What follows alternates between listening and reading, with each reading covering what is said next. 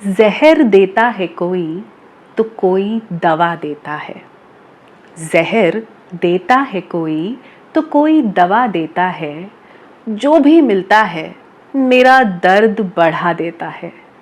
और दर्द देने वाले, तकलीफ पहुंचाने वाले लोग तो हम सब के आसपास भरे पड़े हैं, है कि नहीं? कौन कौन है आपकी ज़िंदगी में जो बार बार आपको हर्ट कर रहा है, बार बार आपका दिल दुखा देता है ना? ऐसे बहुत सारे लोग। अच्छा सोचो, सोचो कि सांप ने हमको काट लिया। हम कहीं जा रहे थे और एक सांप ने आके हमको डस लिया। अब हमको सबसे पहले क्या करने की ज़रूरत है? हमको वो जहर निकालना चाहिए अपने शरीर में से। अब सांप ने तो डस लिया, लेकिन हम क्या करते हैं? हम भागने लगते हैं उस सांप के पीछे। हम उस सांप को ढूंढते हैं। हम सोचते हैं कि नहीं, पहले मुझे वो सांप मिल जाए, मैं ज़रा पकड़ूं उस सांप को और उससे मैं पकड़ के ये बोलूं कि मैं बिल्कुल डिजर्व नहीं करता था तुम्हारा ये डसना, ये जहर जो तुमने मेरे शरीर में फैलाया है, तुम्हारी गलती। आप उसको एक्सप्लेन किए जा रहे हो, प्रूव किए जा रहे हो कि आप डिजर्व नहीं करते थे ये जहर। लेकिन ज़रूरत किस चीज़ की है कि उस जहर को अभी निकाला जाए, उतना खून आपके शरीर से बाहर निकाल दिया जाए। अभी आपको हीलिंग की ज़रूरत है। लेकिन हीलिंग की जगह हम सांप को चेज कर रहे हैं कि हम उसको ये प्रूव कर सकें कि ये जहर तो हम डिजर्व नहीं करते थे, उसकी गलती है कि उसने हमें डसा। जबकि हम जानते हैं कि सांप की फितरत तो डसना है, वो तो डसेगा ही। हम अपनी मदद नहीं कर रहे हैं, हम उसको ढूंढकर, उसके पीछे भागकर उसे प्रूव कर रहे हैं कि तुमने ये गलत किया। और करना हमें क्या है? अपनी हीलिंग। वो जहर निकालना है हमें अपनी जिंदगी से। समझ रहे हो मेरी बात को? इतनी समझदार तो आप सब हो। आपको पता है मैं क्या कहना चाह रही हूँ।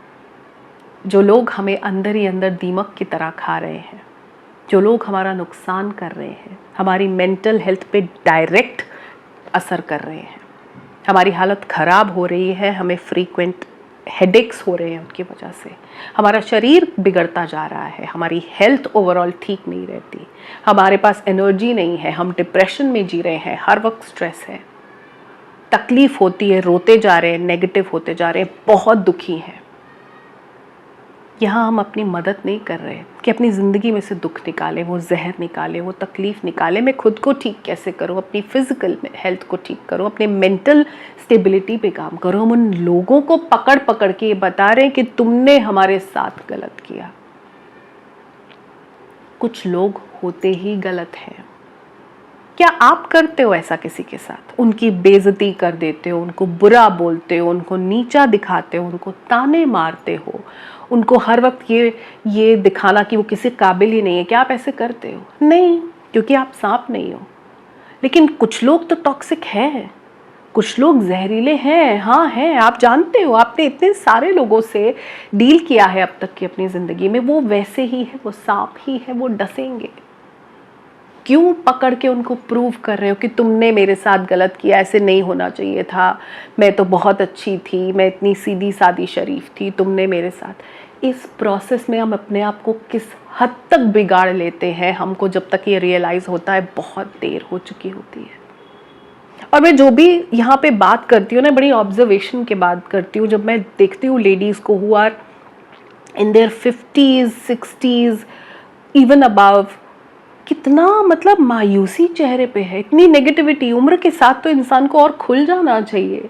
जिसने इतना कुछ एक्सपीरियंस कर लिया उसको तो बहुत समझदार हो जाना चाहिए, लेकिन तो और नेगेटिव हो गए क्योंकि वो जहर फैल गया है अंदर, उसको कभी निकाला ही नहीं। लोगों को प्रूफ करते रहे, तुमने ऐसे किया, तुमने। इतने तर्क वितर्क बातें, रिश्तों में इतनी ज़्यादा गांठों के बावजूद फिर मिल रहे हैं शादी में, मौक़ों पे। क्या कर रहे हैं हम अपने साथ? कभी सोचा है कितना नुकसान कर रहे हैं अपना? मैं आपको कुछ 6 ऐसी चीज़ें बताने वाली हूँ जो मदद करेंगी आपकी ज़िंदगी में पॉजिटिविटी लाने के लिए। पहली चीज़, आपको अपनी ज़िंदगी में पहचान करनी पड़ेगी कि सांप कौन है वो टॉक्सिक लोग जो आपको अंदर ही अंदर खाली कर रहे हैं, जो आपकी मेंटल हेल्थ को बहुत बुरी तरह अटैक कर रहे हैं। उसके लिए चाहिए विजडम, समझदारी। और समझदारी के लिए अब आजकल तो मीडियम देखो कितना सिंपल है, यूट्यूब पे इतने वीडियोस हैं, लोग आपको सिखा रहे हैं, बता रहे हैं। एक वक्त में शायद मुश्किल था, मे बी जो लेडीज़ अब अपने 40s 50s 60s में, उनके पास उतना एक्सेस नहीं था। लेकिन आप लोगों के पास एक मीडियम है जहाँ पे इतनी अवेयरनेस है, यूज़ करो, समझदार बनो, पहचान करो कि ये इंसान कंटिन्यूअसली मेरे साथ गलत करता आया है, इससे अब मुझे और ज़्यादा कोई क्लोजर नहीं चाहिए, ना मुझे उससे ये चाहिए कि वो मुझसे माफ़ी मांगे, मिलेगी नहीं।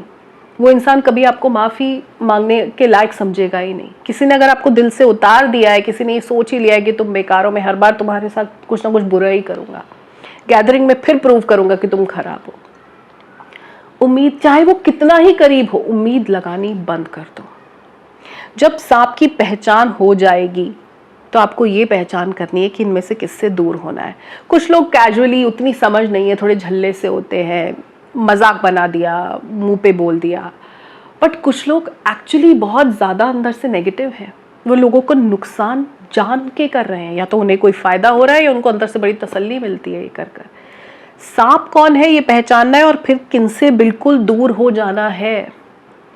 ये वाले लोग तो अब जिंदगी में नहीं चाहिए, इन रिश्तों के साथ में नहीं रह सकते।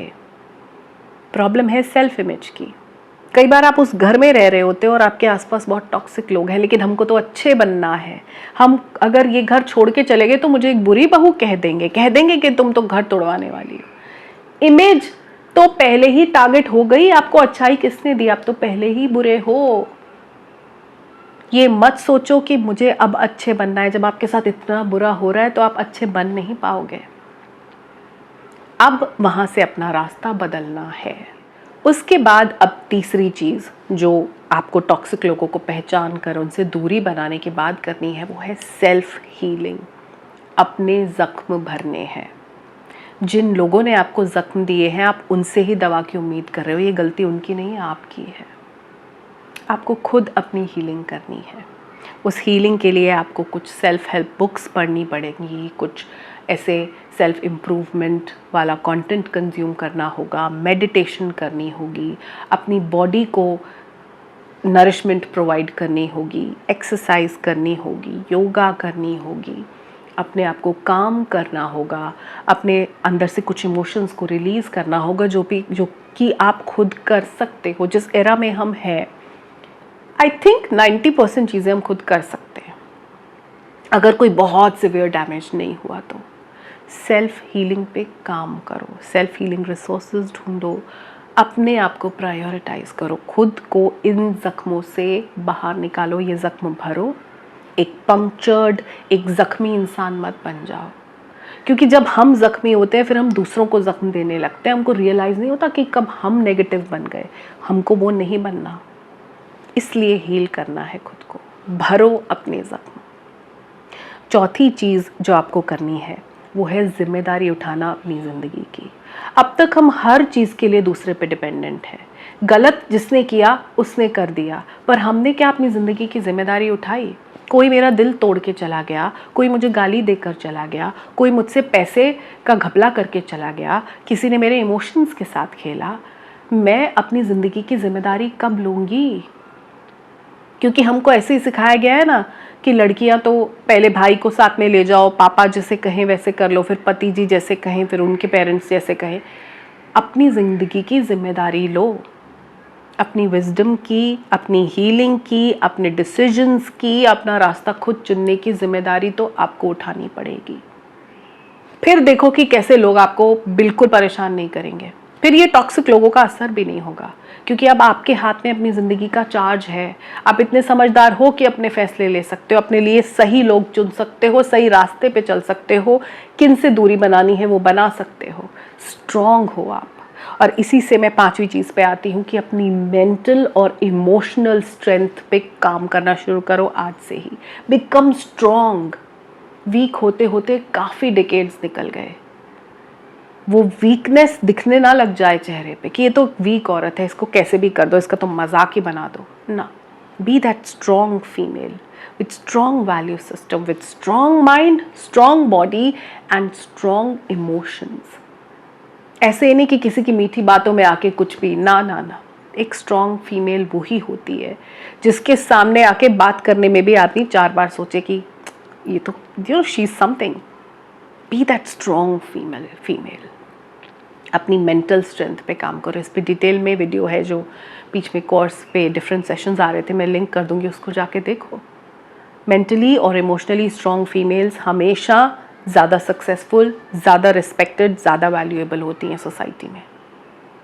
और जो 6th चीज़ आपको करनी है वो हर बार ही मैं बताऊंगी, अपना सेल्फ लव और अपनी सेल्फ केयर को प्रायोरिटाइज करना है, क्योंकि इसके बगैर आप खुद को, अपनी लाइफ को कोई डायरेक्शन दे ही नहीं सकते। अगर आपको खुद से प्यार नहीं है ना, तो वो प्यार आप दुनिया में ढूंढते रहो, लोग आपको प्यार के नाम पे तकलीफ ही देकर जाएंगे।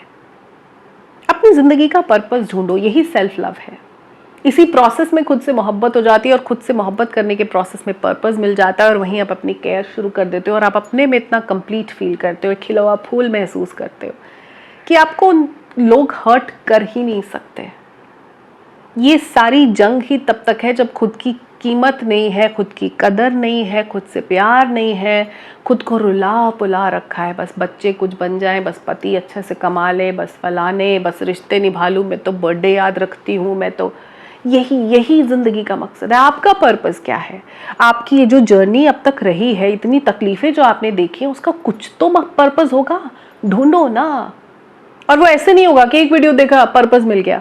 लिखना पड़ता है हर रोज़ अपने थॉट्स को, अपने इमोशंस को, पता करना पड़ता है कि इस सब के पीछे क्यों हुआ, ऐसा क्यों हुआ, इसमें मेरी गलती कहाँ थी, मैं क्या इसमें बेटर कर सकती हूँ कि आगे ना हो, लोग क्या कर सकते हैं तो नहीं। अगर आप फिर से ये देखने के बाद बोलोगे कि मैम बताओ ज़रा कि उनको कैसे ट्रीट करें, ससुराल वाले तो ऐसे करते, अगेन आप उन पे सोच रहे हो कि उनमें बदला, वही सेम बात कि मैं सांप को ढूंढ के ये प्रूव कर दूं मैं डिजर्व नहीं करती थी। ना, लोगों में आप क्या बदलाव करोगे? नहीं, आपको पता चल गया कि ये लोग, देखो जो सही लोग होते हैं उनके घर में चाहे बहू आए, चाहे बेटी पैदा हो, चाहे वो ननंद बन जाए, वो भाभी बन जाए, वो दूसरे को इज्जत इंसान की तरह करते हैं। वो ऐसे कमोडिटी नहीं समझते कि ये तो बहू है, इससे पोछे लगवाओ, खाना बनवाओ, इसका तो ये यार, इसको कंट्रोल में रखो, ज्यादा बाहर मत जाने दो, कपड़े हमारे हिसाब से पहनो, खाना हमारे हिसाब से खाओ, पूजा पाठ। वो ऐसे करेंगे ही नहीं। वो समझेंगे कि एक इंसान है, एक नया इंसान हमारी ज़िंदगी में आया है और इसको अपनी जगह बनाने में वक्त लगेगा। इस बगिया में एक और ये भी फूल है, इसको खिलने दो अपने तरीके से। चाहे वो बेटी पैदा हो तो उसको भी वो देते हैं। जो ये नहीं समझ पा रहा, उसमें बदलाव की उम्मीद कर क्यों रहे हो? लोगों से नहीं, खुद से एक्सपेक्ट करो। अपनी ज़िंदगी का मकसद ढूंढो, खुद से मोहब्बत करो, अपनी हीलिंग पे काम करो, अपनी ज़िंदगी की जिम्मेदारी उठाओ, अपने आप को डायरेक्शन दो, अपने इमोशंस को, अपने माइंड को स्ट्रॉन्ग करो और फिर देखो कोई जहर आपको अटैक ही नहीं कर सकता। आपके पास ये एंटीडोट तैयार हो जाएगा। ठीक है, तो अब हम सांप को ढूंढने में वक्त ज़ाया नहीं करेंगे। अब हम अपने शरीर से वो जहर निकालेंगे, अपने मन से, अपने दिमाग से, हमारे जज्बातों में जो नेगेटिविटी घुस गई है ना, वो निकालने पे काम करना है। क्या ये बात आपको सही लगती है? क्या आपको लगता है जो भी मैंने कहा वो कहीं आप उससे लिंक कर सकते हो? तो मुझे एक प्यारा सा कमेंट लिखना, मुझे वेट रहता है आपके कमेंट्स का। तो इसी नोट पे एंड करती हूँ इस वीडियो को। मिलूंगी बहुत जल्दी अगले वीडियो में। तब तक अपना ध्यान रखिए, खुद से बहुत ज़्यादा प्यार कीजिए। नमस्कार।